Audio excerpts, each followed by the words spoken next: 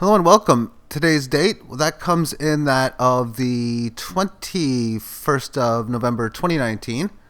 Still working without a keyboard, and I have been for about 36 hours now, and I will only be for another 8 or so. I'm going in town, and I'll look to pick one up. But that's if one of the two stores in the town I'm going to would have one that I even like. This will be an interesting situation because I want to get one that's small. And I've been using another computer that's also small, one that weighs like the size of a day-old puppy, maybe under a pound or about a pound, and the screen's small. I don't like that computer. Rather use this one in here. And I can make all my lineups without a keyboard. Copy and pasting when need to, just using the mouse for what it's worth. In fact, having access to all digit numbers. Because I had to change the size of this, because this I made on a different computer. And the size was completely tiny, so I had to change the numbers a little bit of my screen resolution size. So I made this notepad file. What I did is I just copied and pasted a whole bunch of numbers. See, first I went to my passwords, different things, and then, okay, I got a whole bunch of keys. Where I realized I needed a 4, 7, and 8. Well, I found within one of my public, or private, it was actually a private key rather, that I have a combination of 4, 7, or 4F, 7, 8 in the combination. So now I had all the numbers available. And normally I do a 1280 by 720 screen size, which I copied and pasted in here because I'm going to have to move this back to that number and I don't have a keyboard. So I tried the 800 by 450, but it was too small. So now I'm doing 960 by 540. So if I need any number, I can do that. And I'll just name the file like 5,700 and 800. I'll just copy this for the name of the file. Anyway, enough about that. It was the start of the NHL season. I had a little idea in my head. I didn't think it would be as good as I thought it has been, and my profits have been very good so far. My goal is to make 5 figures this hockey season, and I'm already near 500.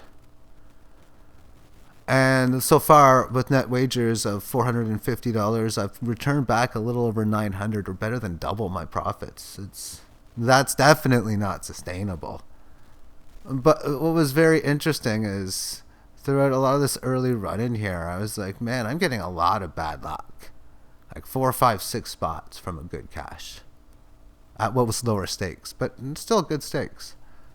That's what compared to what cashes can be. Anyway, all these situations where, oh my goodness, it's 3-0 or 3-1 if the score stays this way, or if 75-80% of the players on that team score. As long as it's not this guy, or this guy scores on that team, and this team doesn't score, I'm going to win big. And or this happen, as long as this doesn't happen and all that stuff. Okay, well, as long as that doesn't happen, I'm going to at least do well. Nope. So a lot of bad luck happened. Yet I was thinking, especially down in here, how can I be this unlucky? And I don't know, I can't undo that.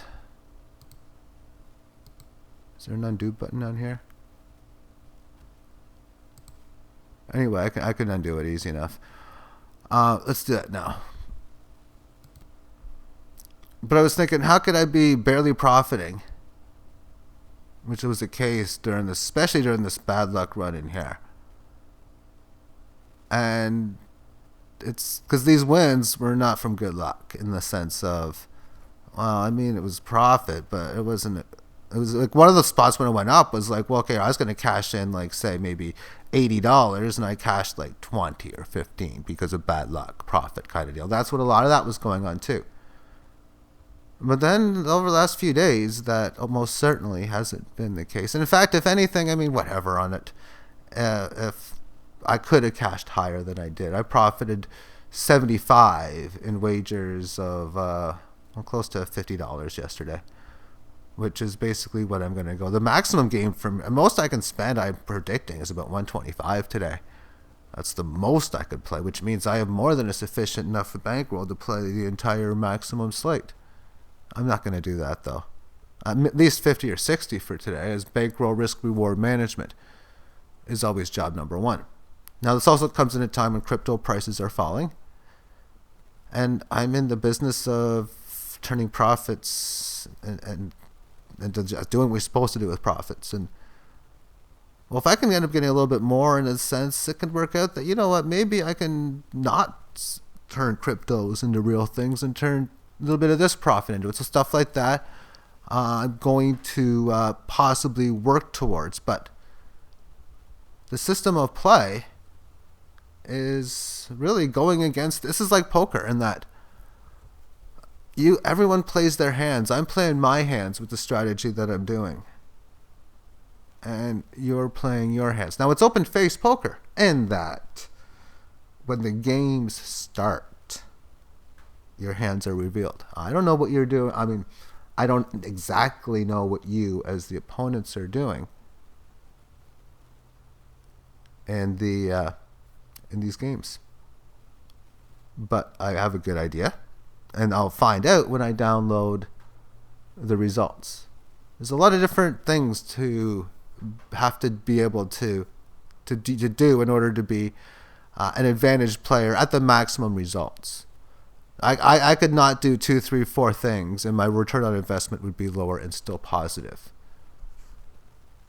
Now, in the 10-cent games, they have what they call dime time games. You can have 20 lineups in it. So I've played 884 lineups, which works out to $88.40. And a return of $204 of that of 130.8%. That's getting to a decent size amount of samples. But we're still only a month into the season. Per game return of this. Well, these games have 1,189 players pretty much consistently, and they'll just keep filling them. It's like 3 or 4 a day. So I can get $6 or $8 of volume in this per day. And I'll put the 20 unit max or $2 in. So per game, DraftKings is making $18.90 because they're giving back $1,000, which means the 189 entry fields is their profit every single time. At a 130.8% ROI plan 2, I'll be making $4.61 3/5 of a penny. And from the $100 prize pool, that leaves $95.38.4 for everyone else. And that works out to everyone else in a negative 20% spot. This is a heavily rate game. When it's 100 plus 189, I mean, poker's supposed to be 100 or 1,000 plus 189. It's supposed to be like 1,000 plus 100. And that to me is still not that great a rate, or it's still not easy to beat, especially when you're not as talented or skillful or able to be noticeably not only above the average player, but even above other winning players as well. Okay, so again, these higher percentages of 100% isn't maintainable. I came into the season thinking it was a theory that this type of results of positivity like this and how you're going to get upper end cashes more often was a theory, but no, it's mathematical fact now. As long as I know how you're playing your hands and you don't change it, and if you change it, I'll just adjust to how you're playing, which again, that's not going to happen. In fact, I expect it to get better in the Stanley Cup playoffs with the whole new field of players coming in. Let's take a look at how my top percentage fields are. My lineups finish in the top 20% of the time 652 times. They have 652 times. The law of average says it's only supposed to happen 365 times. I've done 362, which is how much you're supposed to do 20% pretty much. And the law of average is 183. 3% of the time, 152. Law of average is 55. 2%, 113. You can see just lower, and then these are the top finishes. When you finish in the top 200 field, the top like 300 players, which means that in a 1,000 player game, you'd be finishing the top 5. And then in 0.1, that's one of every 1,000 field. You would at least exceeded that. And I've already done better than double that. On this one, almost double on this one here, and the second one, better than double on the 1/3, and better than triple between the 3 and the 5 has been more of a commonality as far as even before then. But yeah, results, of course, have been pretty good because of this. And this was to be expected, too, as well. Same thing for finishing the bottom end as well, that if things don't go well, it can get really, really bad. But I don't really want to finish much in the middle. It's all about getting as many upper end scores as it comes down to. And within 1,827, and sometimes the same lineup gets played multiple, 2, 3, 4 times, 5 times. In fact, it's getting to the point of 6 and 7 now. That 38.5%, 20% are supposed to get paid approximately. Maybe it sometimes gets 21 or 22. In a poker tournament, if you're playing those heavy field pay games like that, if you can cash 38.5% and hit the top end, first, second, third, top end prizes, because it's top heavy payout, then that's what makes it work out very, very well. If you are interested in this, let me know in the comments section, or probably better yet, send me an email, endlessmountain numbers 2008 at yahoo.ca.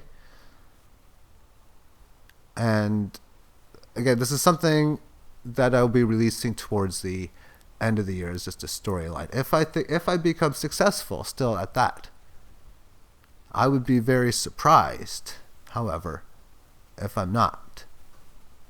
Because you're playing individual games. Tonight's game is Edmonton versus San Jose. And generally speaking, what I'm looking for, well, the advantages the regular season has over the playoffs are lineup irregularities. Backups playing in net, that's an advantage. You have more injuries, players missing time, at least more people less cognizant of injuries in the regular season as well. That's the advantage in the regular year. The advantage in the playoffs will be lower scoring games, which is good. I don't want these reg 7-5 games. I just don't want that. And other advantages in the playoffs is going to be, well, the biggest one, and this goes hand with two different things together, but there'll be bigger games. As I mentioned, the most I can play today is about $120. I'll probably do 50, 60, or 70. And in the playoffs, that number, especially in the final two series, the conference finals and the Stanley Cup finals, there are going to be a lot of bigger games because that's all you can play. You can't play your traditional games. And even that, I got a strategy to win that traditional games as well.